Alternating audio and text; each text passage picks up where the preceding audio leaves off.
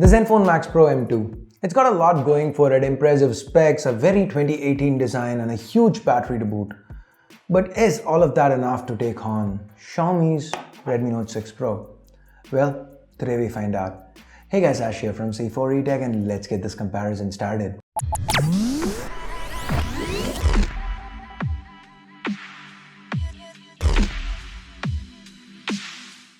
If you do end up liking this video, don't forget to turn on notifications by hitting that bell icon. And as always, here's a card to our monthly giveaway in case you missed it. Now before we start predictions, who do you think is gonna win this? Now be honest, no peeking, do not jump to the end of this video. Go on, leave a comment down below. Tell me who you think is gonna win this. Max Pro M2, Redmi Note 6 Pro. And also let me know why. Now that said, let's start with the design. Asus has chosen to go with a glossy, almost glass-like finish, while Xiaomi has stuck to their tried and tested metal back. It does feel more premium in hand. Now both have their cons. The Max Pro M2 at the end of the day is plastic, picks up a bunch of fingerprints. The Note 6 Pro is something we've seen so many times that it might just be a tad boring. Anyway, this round you guys get to be the judge. Do you prefer the more sturdy and muted look of the Redmi Note 6 Pro, or do you like the eye-catching glossy finish of the M2 Pro? Here's a poll, let me know. Now while they've been quite different from the back, up front these two devices look pretty similar. We have 6.26-inch displays on both these phones. They have the same Full HD Plus resolution, the same 19.5:9 aspect ratio, and of course a notch up top. It's much bigger on the Note 6 Pro.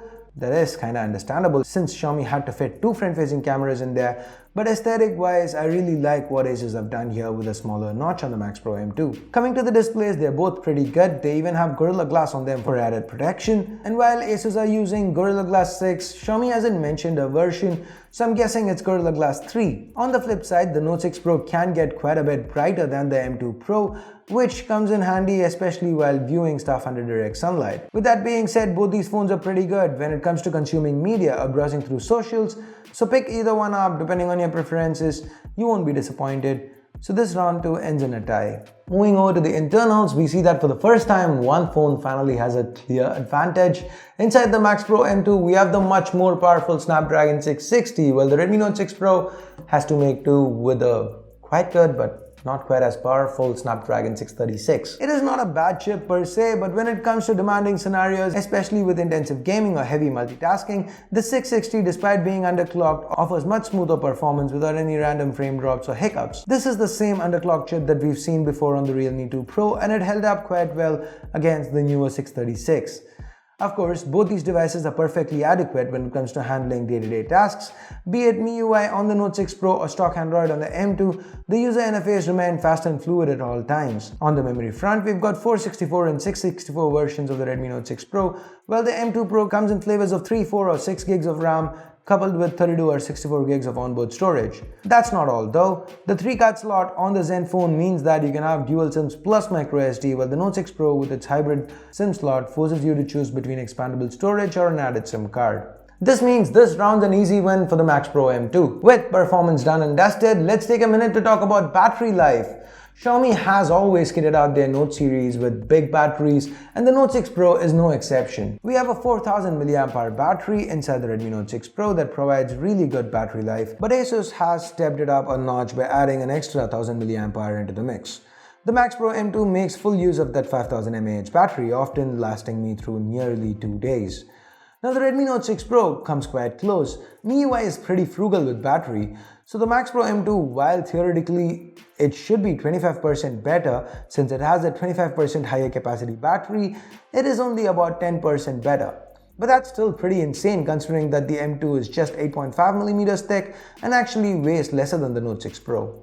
Fast charging is included in both phones, but sadly no Type-C here. Now that's something I'd really love to see companies incorporate into their sub-15 offerings, at least in 2019. Anyway, the better battery life means that here's another round for the Max Pro M2. So the Max Pro M2 has been pretty dominant when it comes to hardware. Can Xiaomi mount a comeback on the software side of things? Now both these phones run on Android 8.1 Oreo, but the interfaces couldn't be more different. We have MIUI 10 on the Note 6 Pro, It is the same interface that I've talked about a lot in past videos, so I'm not gonna bore you with it anymore. Now here's a card to my dedicated video on it. Watch it if you want to know more. Of course, the current ad situation makes it hard to recommend MIUI to anybody, especially when it comes to Redmi devices, so that's something you gotta keep in mind. Moving on to the Asus side of things, we have the Zenfone Max Pro M2 that comes with stock Android. It's clean, fast and fluid. You know what to expect with stock Android, and that's exactly what you get here. Given the absolute lack of bloat or any kind of ads on the Max Pro M2, I have to again give this round to Asus. So finally, let's talk cameras. This is one area where Xiaomi has traditionally dominated and Asus has kind of fallen short, at least in the past. The M2 though features much improved cameras compared to the M1. Now both these phones, the M2 Pro and the Note 6 Pro, have 12 megapixel primary sensors coupled with 5 megapixel depth sensors. While the M2 Pro uses a f1.8 lens, the Note 6 Pro uses a narrower f1.9 lens. To counter, the pixel size is larger on the Note 6 Pro, 1.4 microns to 1.25 microns on the M2 Pro. So on paper, they're pretty evenly matched. In reality, when it comes to taking pictures under daylight, both these phones do a very good job. There's a good amount of detail and the colors look okay as well. Xiaomi does have a minor advantage when it comes to dynamic range. The Note 6 Pro manages to bring out the details and colors even more from the thicker parts of the foliage.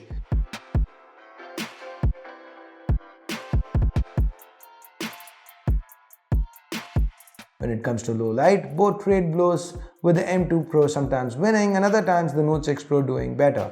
Overall, I'd say they are quite evenly matched.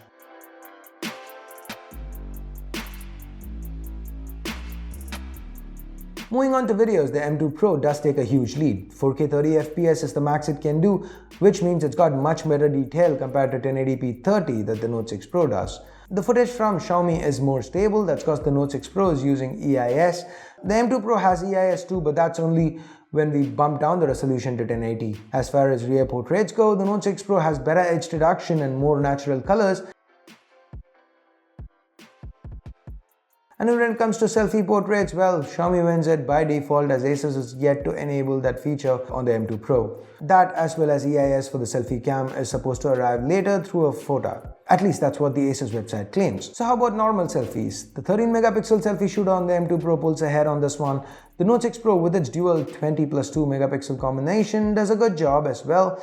Asus also has a selfie flash that might come in handy for all your low light selfies. So to sum it up, it is a slim victory for the M2 Pro when it comes to optics, but it is a victory nonetheless. And with that, let's take a look at the pricing. Till now, it's been the M2 Pro all the way, with the Note 6 Pro at best being able to tie in a few rounds. But aggressive pricing has always been Xiaomi's forte, and they kinda showed that yet again by listing the 464 variant of the Redmi Note 6 Pro at 13,999. But Asus kinda beat Xiaomi at their own game here. When I unboxed the Max Pro M2, I didn't know the price and I kinda expected it to come in at about 15K. Hell, that's the impression my talks with Asus left me with. But they surprised us all by going super aggressive here. It starts at 12,999 for the... Okay, I put the wrong phone in hand, so it starts at 12,999 for the 332 variant. That said, a similarly spec'd 464 version of the M2 Pro does cost 1,000 rupees more than the Note 6 Pro. The 464 comes at 15,000 rupees.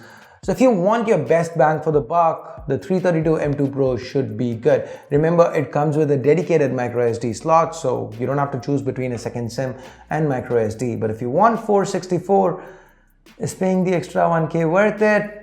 Well, if you love MIUI, portrait shots, metal backs, and really need to have that IR blaster, then yeah, pay the extra 1,000 rupees, get the Note 6 Pro. It would be a good pick for you. But for everyone else who'd prefer a better overall camera, a lot of oomph with regards to performance, dedicated expandable storage, and a stock Android experience, it's gotta be the M2 Pro, whether the 332 or the 464. It's an amazing deal and a phone that I feel might be a contender for budget phone of the year.